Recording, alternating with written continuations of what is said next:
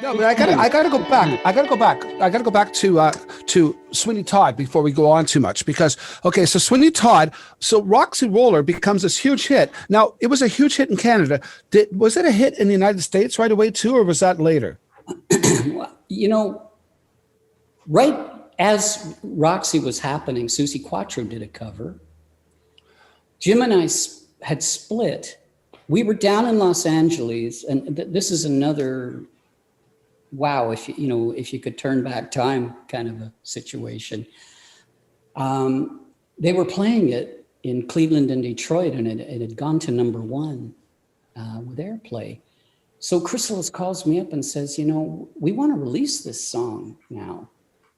And they did, but they released it as Nick Gilder. Oh.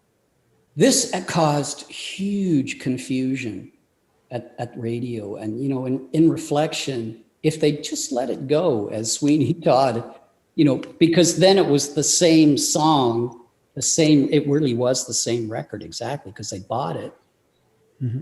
It would have happened and spread at radio if they just let it go as Sweeny Todd, but they wouldn't do that. I don't know. Did they buy it out to be able to offer it as Nick Gilder as opposed to Sweeny Todd? They bought out the whole thing and they now owned that song, the licensing. Yes, they did. Oh, okay. Yeah.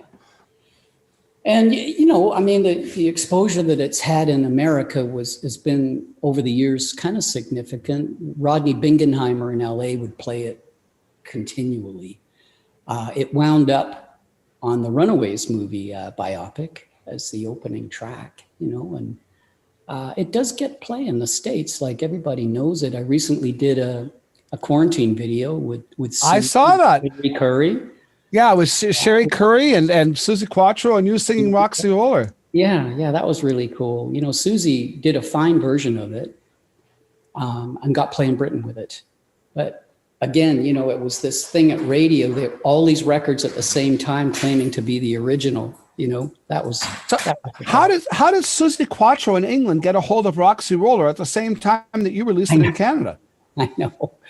Good news travels fast, Nick. I guess so.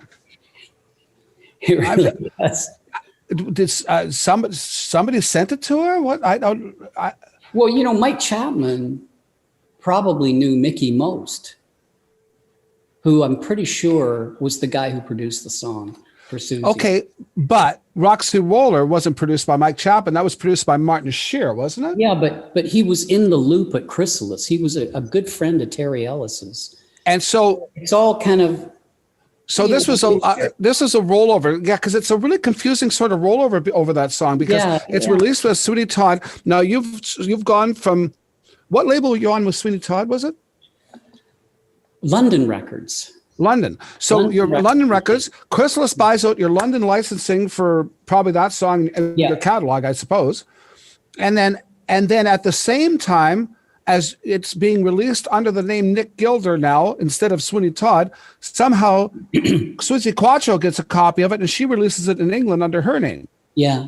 I mean, it's a wonderful thing for a songwriter, but boy, as a fan, it sure is confusing.